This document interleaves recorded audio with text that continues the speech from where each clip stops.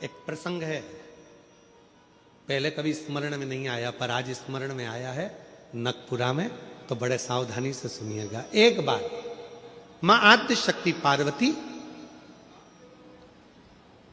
अपनी सखी गजमुखी के पास गई। क्या नाम था उनकी सहेली का? गजमुखी। जम के बोलो, गजमुखी। उनकी सखी गजमुखी के पास गई। ध्यान देना थोड़ा सा। एक शिवजी के गण नंदी और एक पार्वती जी की सहेली गजमुखी। कहते हैं शंकर भगवान के गण नंदी इतने सुंदर थे, इतने सुंदर थे कि उनको देखकर अप्सराएं भी उनकी ओर आसक्त हो जाती थी। इतने सुंदर, इतने सुंदर। तब बाबा देवादिदेव महादेव की आराधना में नंदी लग गए। शिवजी ने कहा वर मांगो तुमको क्या चाहिए, तो कहा कि मेरा मुख बदल दो, मुझे ये मनुष्य का चेहरा नहीं चाहिए। क्यों? अगर ये चेहरा रहेगा तो लोग मेरी ओर आसक्त होंगे और मैं आपकी भक्ति नहीं छोड़ना चाहता, इसलिए मुझे ये चेहरा हटाकर आप नंदी का चेहरा लगा दीजिए और मुझे आपका शिष्य बना दीजिए। दूसरे नंबर पर है माता पार्वती जी की सहेली गजमुखी।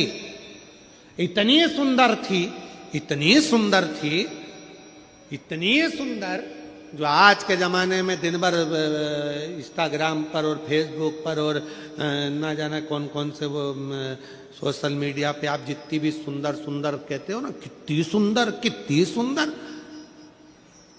ये सब जितनी दुनिया की सुंदरता है पार्वती जी के साथ रहने वाली एक उनकी सखी गजमुखी के चरणों की धूल के बराबर है। चरणों की धूल के बराबर। इतनी सुंदर थी गजमुखी। एक दिन गजमुखी आई पार्वती जी के पास। गौरा, गौरा, गौरा।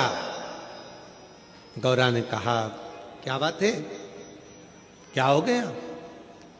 एक वर चाहती हूं तुमसे। क्या वर है? बस मैं चाहती हूं कि जब भी मैं तेरे साथ चलूं पूरी दुनिया की दृष्टि केवल तुझ पर रहे, मुझको कोई ना देखे, ऐसा वर चाहिए। पार्वती जी ने कहा इतनी स्त्री की सुंदरता तो उसके चेहरे से ही होती है और तू ऐसा वर मांग रही? नहीं नहीं नहीं, मुझे मुझे बस तू वर दे दे, ऐसा वर दे दे। पार्वती जी ने कहा तुझे जो अच्छा लगे वो प्राप्त कर ले, मुझे हाथी का मुख लगा दे। हाथी का, ठीक है। गजमुखी हो गई पार्वती जी, बहुत सुंदर। अब एक बार गजमुखी ने नंदी से संवाद कर लिया। बहुत सुंदर प्रसंग है, थोड़ा ध्यान देना। पहली बार स्मरण में आया इसलिए उसको सुनाने का मन कर गया। बहुत सुंदर। गजमुखी ने नंदी से एक बार संवाद कर लिया। दोनों की खींचातानी होने लगी। नंदी कहने लगे भोलेनाथ जी के भार को मैं अपने कंधे पर लेकर चलता हूं, मेरी पीठ पर शिव और शक्ति दोनों विराजमान होते हैं, मैं उन दोनों को भ्रमण कराते रहता हूं।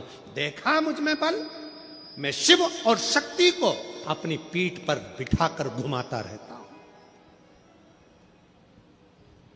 गजमुखी सुनती रही, सुनती रही।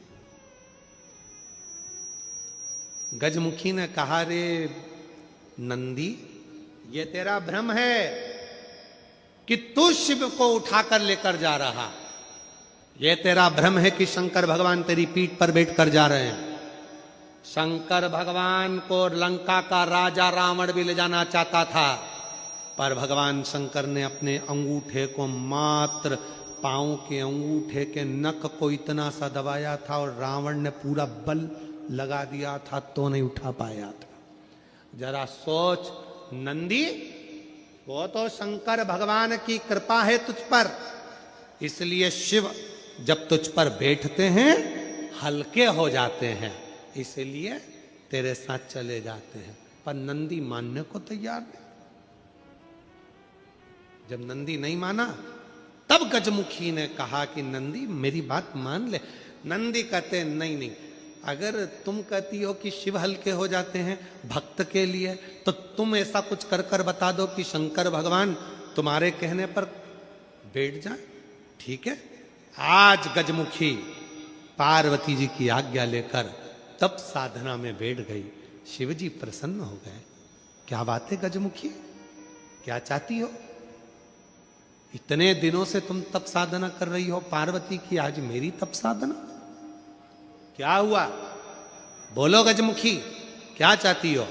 गजमुखी ने एक बेलपत्र का पत्ता दिया और बाबा भोलेनाथ जी से कहा, बाबा मेरा निवेदन है, इस पत्ते को मैं हवा में उड़ाऊंगी, आप उस पत्ते पर क्या बैठ जाओगे? शंकर भगवान बोलने लगे, अकेला बैठूं या पार्वती को भी बैठाऊं?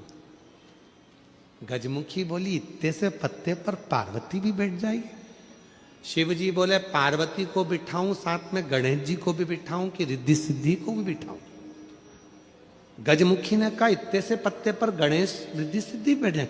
शिव जी बोले कि कार्तिकेय को भी बिठा लूं, कि अशोक सुंदरी को भी बिठा लूं, कि जया विशारा सामरी बारी दौतली देव सबको बिठा लूं?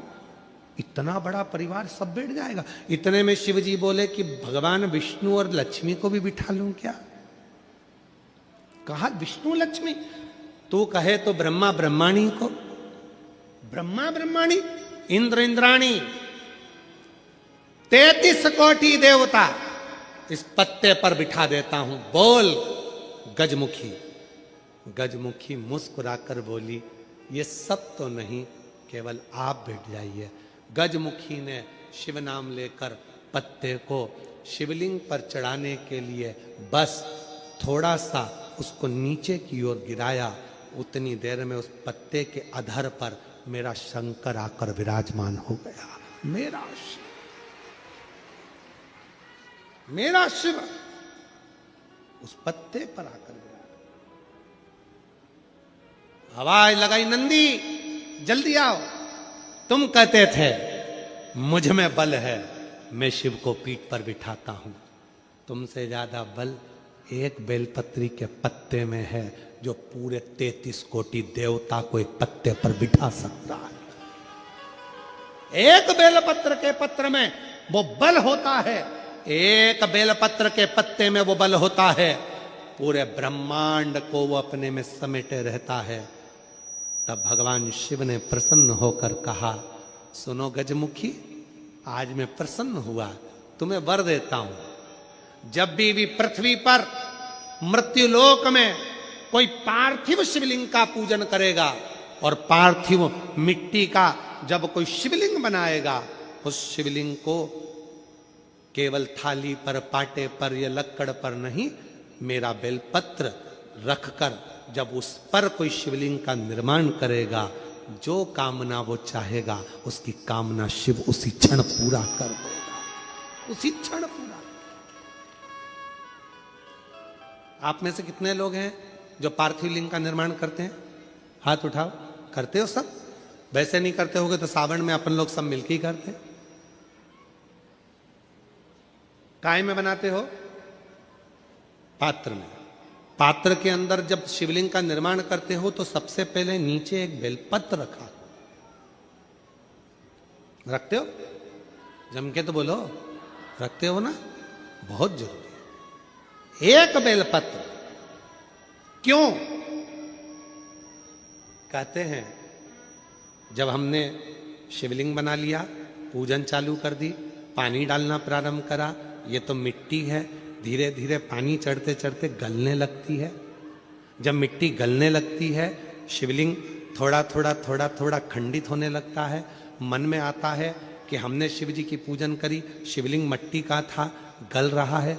शहद चढ़ाने से, दूध चढ़ाने से, जल चढ़ाने से, अभिषेक करने से मिट्टी गलने लगी है, शिवलिंग खंडित होने लगा है। शिव महापुराण की कथा कहती है, पार्थिव लिंग को, मिट्टी के शिवलिंग को जब हम बेलपत्र के ऊपर निर्माण करते हैं, पार्थिव शिवलिंग बनाकर पूजन करते हैं, तो वो मिट्टी का शिवलिंग अगर गल भी जाए, टूट भी जाए, पानी में